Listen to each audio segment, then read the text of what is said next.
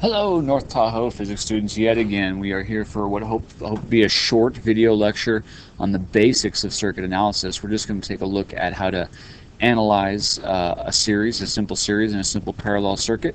The things that we're going to need to know, that we already know, but we're going to practice today, is Ohm's law and the ability to calculate equivalent resistance in both series and parallel circuit.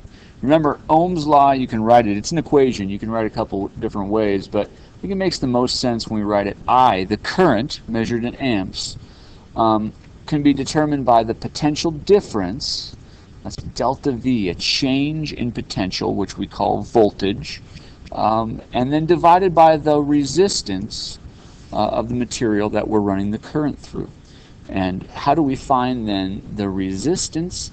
Well, that depends on the circuit. So for a parallel circuit, that was the harder one.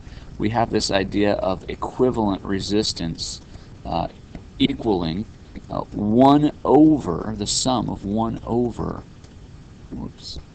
those individual resistances. So most common thing that we can do then is sometimes forget. We'll do the fractions right and we'll leave it there, but remember we have to take the inverse. It's 1 over the equivalent resistance equals the sum of 1 over all those resistances. So that's how we find it. Series circuit, much easier. The equivalent resistance in series is just simply the sum of all of those resistors, right? And I'm just putting 3 down here, but it could be as many as you have in there. So we're going to put these to use and see how we can analyze a couple real simple. One series, one parallel. Alright, so let's look at a simple series circuit first. This is what we have. We have a potential difference, or a delta V, of 9 volts. We could think of the chemical reactions in the battery do the work of raising from 0 volts at the negative terminal up to 9 volts. They raise the charge to those potentials. So as we go through that's a positive change. So we might call the battery a positive 9 volts potential difference. We're going to have current we can think of flowing out of the positive side of the battery, and then it goes through all of these resistors, right? There's only one path for it to flow through, so we'll take that path. There's no junctions, so whatever current I measure here or here, and these are my little current meters with A's for amperage, have to be the same. And that's what Kirchhoff's junction law would say. There's no junction. You can only have one value for the current. So that's really important to keep in mind. So what is that value for the current? Well, we're going to use Ohm's law to do that. So Ohm's law, remember, says I equals delta V, the change in potential or the voltage, divided by, we're going to use the equivalent resistance. So you can think of the equivalent resistance as if I took all of these resistors and made one. What would that one resistor's resistance need to be in order to have the same current in the circuit? And that's really simple for us. All we're going to do is add them up. 25 ohms plus 31 ohms plus 19 ohms. That gives us an equivalent resistance of 75 ohms. So the current in the circuit, anywhere in the circuit, in this series circuit, is really simple to find for us right now. It's going to be the current I will be the potential, 9 volts, divided by that 75 ohms of resistance. It gives us a current of 0.12 amps. So remember, that's 0.12 amps everywhere in the circuit because there's only one path. So again, all we had to do was find the equivalent resistance and then use Ohm's law to find that the current everywhere in that circuit is 0.12 amps. Now let's think about finding the potential difference across each one of these resistors. Once we have the potential difference, or once we have the current through each resistor, finding the potential difference is really simple. We just have to use Ohm's law for each resistor to do that. So I'm going to go ahead and do it down here. So I want to find the potential difference. So Ohm's law would now look like delta V equals current times resistance. So for this one, it would be 0.12 amps is the current, and the resistance is 25. That's a bad ohm, an omega.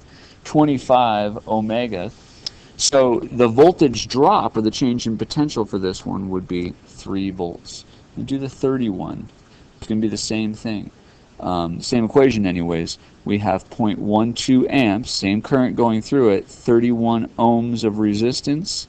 So the voltage drop in this case would be 3.72 volts.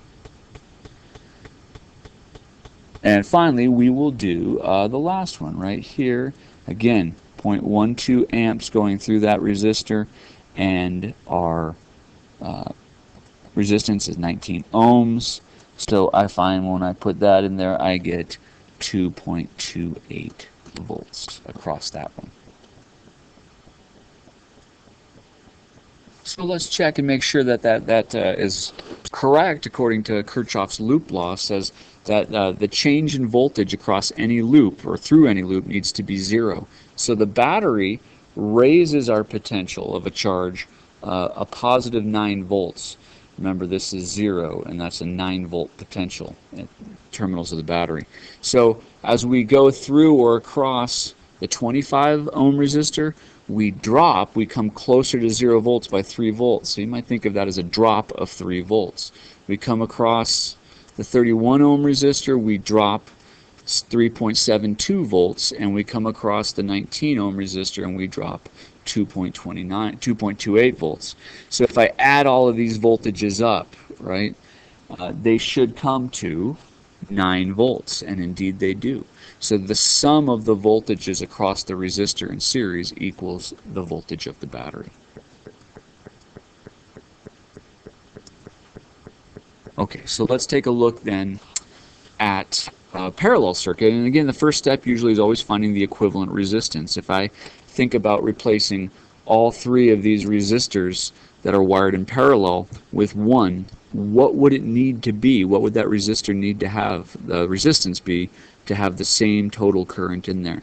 Another thing we need to think about is where would we actually measure the full or the total current in this case. We talked a little bit about this in lab, but that might be at a location right here where you get the full current. Each one of these branches would just give us part of this full current. So this is where we use what kind of looks like a strange equation to find the equivalent resistance, and somewhat paradoxical in that as I add a resistor in parallel, even though I'm adding a resistor, the total resistance or the equivalent resistance of the circuit actually goes down. So one of the things we need to be comfortable with is to calculate the equivalent resistance using this equation. And if you're struggling with finding out that this answer should be really, really close to 18 ohms, one of the things we want to do in class is work together to figure out how to get the correct equivalent resistance for circuits that are wired in parallel. Okay, so let's find the total current in that circuit then. And again, all we're going to do is use Ohm's law. The current equals the potential difference across the equivalent resistance in this case. So we're finding the total. So we have a 12-volt potential difference and 18 ohms of resistance. So our total current is going to be, if we round it to 0.67 amps. And we would measure that here, not through these separate branches.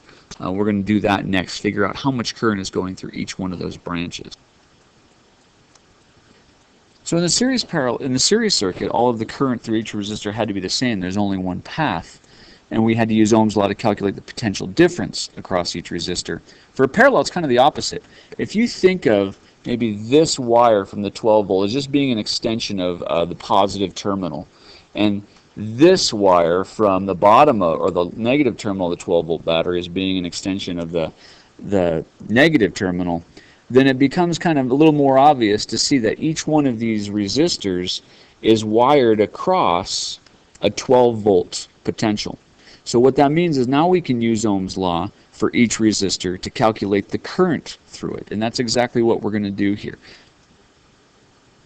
So the current through the 58 ohm resistor, Ohm's law says 12 volt potential difference divided by the 58 ohms of resistance, we should get a current of 0.12 amps through that. Current through the 70 ohm resistor, right? Some of that goes down the 58, some of it goes down the 50, and if we use Ohm's law, 12 volts divided by the 70 ohms resistance, I find that 0.17 amps flows through the 70 ohm resistor. And finally, the current through the 42 ohm resistor, whatever current is remaining has to flow through that last one, that 42 ohm resistor, and I find that when we do Ohm's law, we get 0.29 amps. So what's the significance? According to the junction rule, at this point, after we have all three of these junctions come together, those currents should be equal. So if I sum these currents up, 0.29 amps, 0.17 amp, and 0.21 amps, I in fact actually get 0.67 amps. So that's a way to verify whether you're doing the analysis correctly. Another thing you might want to think about in order to check is it would make sense that most of the current will follow the path of least resistance. So the 42 ohm path has the least resistance, and you'll see that we have the highest amount of current going through that, 0.2 amps.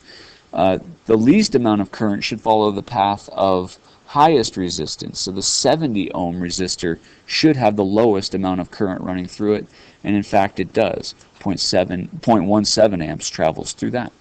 So have this ready to go, figure out answer the Google form questions, and we're going to practice these together in class in the coming